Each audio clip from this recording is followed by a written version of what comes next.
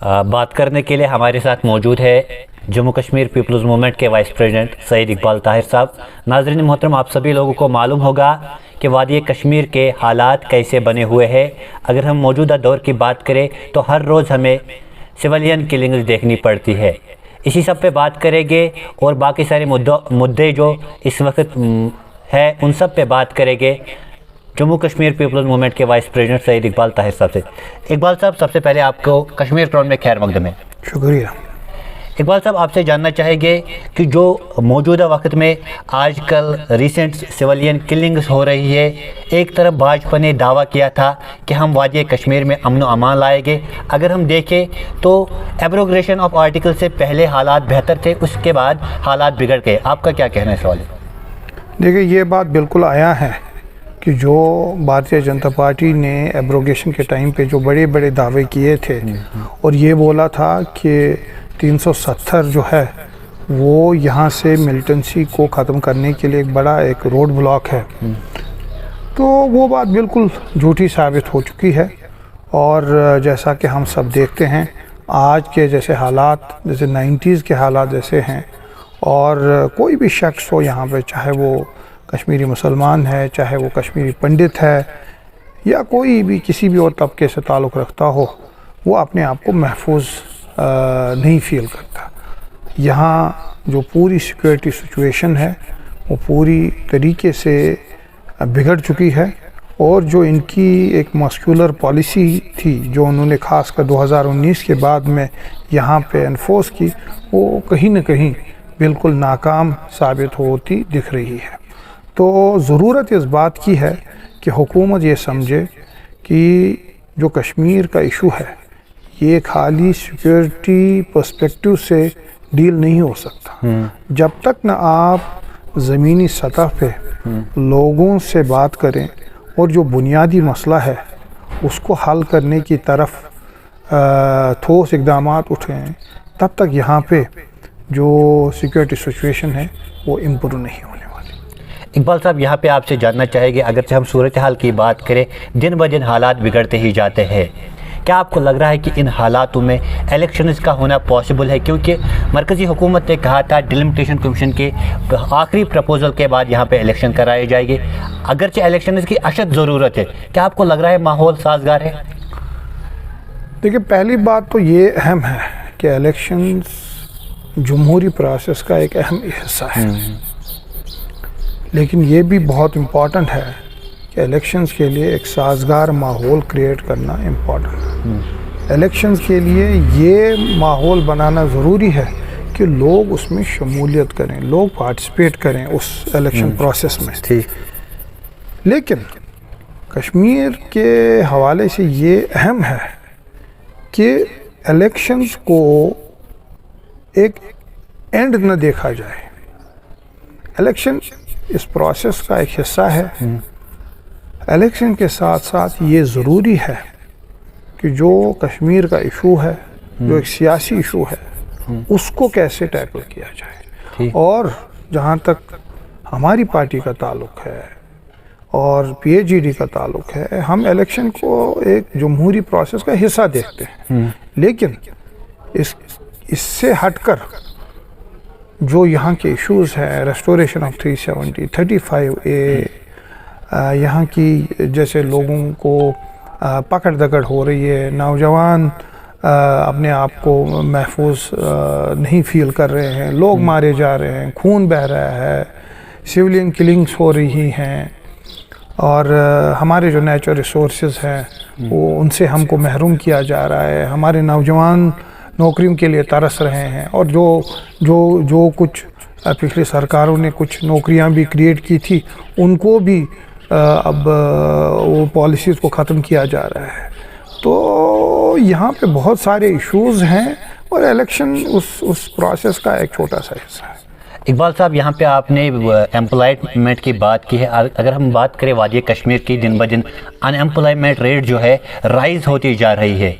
इसी ज़मन में एक ऑर्डर निकलता है कि रहबरी खेल, रहबरी ज़राअत और NYC मुलाजमीन के लिए कुछ उनके जज्बात को मजरूह किया जा रहा है। उस रिपोर्ट के हवाले से आप क्या कहना चाहोगे? देखिए, आपने देखा ही होगा خود گورنمنٹ کی رپورٹس آئی ہیں پچھلے کچھ سالوں میں، جس میں یہ کہا گیا کہ جو جموں کشمیر کا جو ان ایمپلائمنٹ کا شرح ہے وہ سارے ہندوستان میں ٹاپ لیول پہ ہے۔ اب جو پچھلی سرکاریں رہی ہیں انہوں نے کچھ پالیسیز لائی تھی، جس میں جیسے رہبر کھیل ہے، رہبر زراعت ہے، رہبر تعلیم ہے۔ تو اگر آپ ان سکیمز کو بھی دیکھیں گے، ٹھیک ہے ان سے ایک شارٹ ٹرم پرپس تو سرو ہو رہا تھا، لیکن جو ان سکیمز کے تحت جو وعدے جو نوجوانوں کے ساتھ کیے گئے، اب وقت آیا تھا ان کو پورا کرنے کا۔ جیسے مثال کے طور پر جیسے یہ رہبر زراعت ہے، رہبر کھیل ہے، ان کا جتنا مجھے یاد ہے 5 سال کے 7 سال کے بعد ان کا ریگولرائز ہونا ضروری تھا۔ اب وہ وقت آ چکا تھا، تو ان کو ریگولرائز کرنا حکومت کی ذمہ داری ہے۔ وہ کوئی فیور نہیں کر رہے ہیں ان کے لیے کہ ان کو ریگولرائز کریں۔ میں تو سمجھتا ہوں ان لوگوں کا، ان نوجوانوں کا، جو ان میں سے کافی لوگ ایسے بھی ہیں جن کی پی ایچ ڈی ڈگریز ہیں، ان کا تو ایک طریقے سے ایکسپلائٹیشن ہوا ہے۔ تو اب وقت آیا ہے جو پچھلی سرکاروں نے جو پالیسیز کے تحت لوگوں کو اپوائنٹ کیا تھا، ان پالیسیز کو امپلیمنٹ کرنا اور ان لوگوں کو ریگولرائز کرنا۔ اس کے برعکس اس حکومت نے بڑے کنفلکٹنگ آرڈرز ایشو کیے، پہلے آرڈر ایشو کیا پھر بولا نہیں کیا، تو ایک بڑا کنفیوژن ہے لوگوں کے بیچ میں۔ ایک طرف سے بات ہو رہی ہے کہ نوجوانوں کو جو نیشنل مین سٹریم ہے اس میں انٹیگریٹ کیا جائے، لیکن زمینی سطح پہ جو نوجوان ہے، چاہے وہ جموں سے ہے چاہے وہ کشمیر سے ہے، وہ دن بدن حکومت سے، سسٹم سے ایلینیٹ ہو رہا ہے، اور وہ خفا ہے، اور وہ مایوس ہے، اور جو اس کے ساتھ ہو رہا ہے یہ بالکل آگے چل کر اس کے بہت مضر اثرات نکل سکتے ہیں۔ اقبال صاحب، یہاں پہ آپ سے جاننا چاہیں گے کہ اگر ہم وادی کشمیر کی حالت کریں، 2018 سے جموں و کشمیر اسمبلی کے بغیر ہے اور لوگوں کو بہت ساری مشکلاتوں کا سامنا کرنا پڑتا ہے۔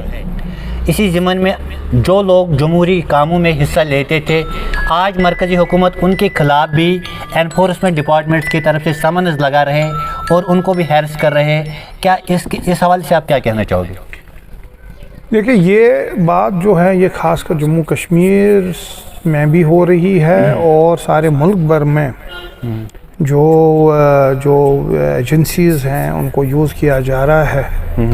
جو ابھی کی حکومت ہے اس کے سیاسی حریف کے اگینسٹ، جو پولیٹیکل اپوننٹس ہیں ان کے اگینسٹ یوز کیا جا رہا ہے، جو ایکٹیوسٹ ہیں ان کے اگینسٹ کیا جا رہا ہے، جو بھی کوئی لوگ جن کی ایک مختلف رائے ہے، جو ایک مختلف اوپینین رکھتے ہیں اور اس حکومت کے اگینسٹ وہ بات کرتے ہیں، ان سب کے اگینسٹ وقتاً فوقتاً ایجنسیز کا یوز کیا جا رہا ہے۔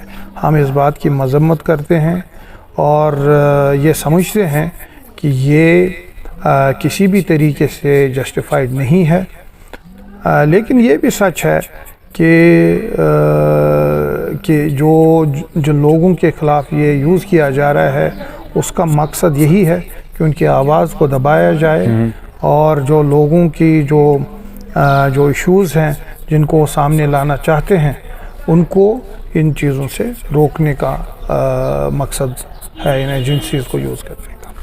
اقبال صاحب، آخر پر آپ سے جاننا چاہیں گے کہ اگر ہم ملک ہندوستان کی بات کریں تو ہر طرف ریلیجس کی بنیاد پر ایک دوسرے انسان کو الگ کیا جا رہا ہے، مسلمانوں کو دبایا جا رہا ہے، اس حوالے سے آپ کیا کہنا چاہو گے؟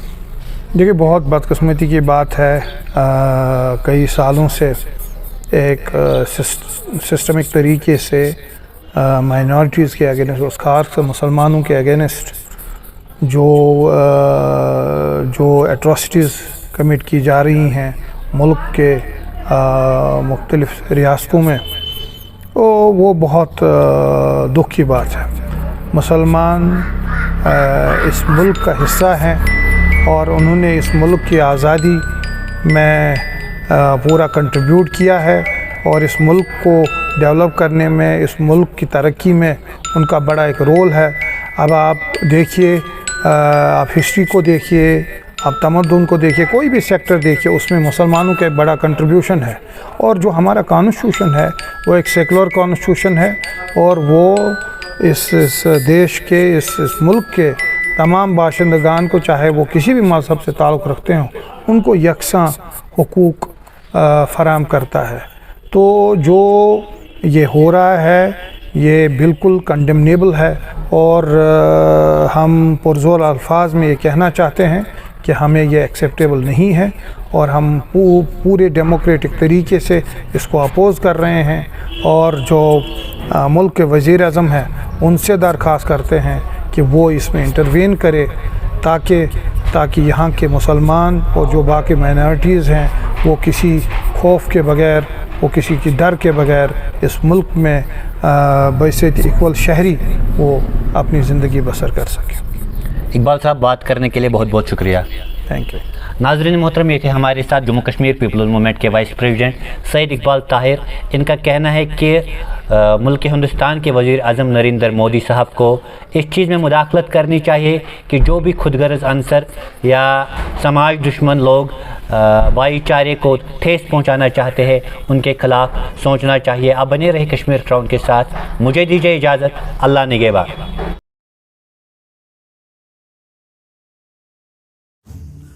ضروری چھو آفتابس نہ انتظار کرن، آرام حرام کرت بے زبانن ہند سہار بنن. ضروری چھو کلن ہز وتھ بدلوت تقدیر بدلاون. ٹریکٹر پنن شان بناون تو میژ پلو پنن پہچان بناون.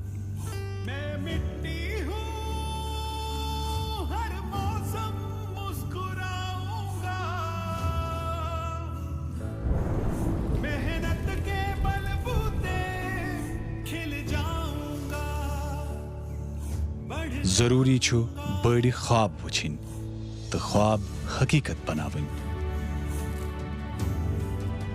تکیازِ زندگی مز برونٛہہ برونٛہہ پکن چھو حد روٚس ضروری. بایوسٹیٹک بایوزائم بڑھن چھو ضروری.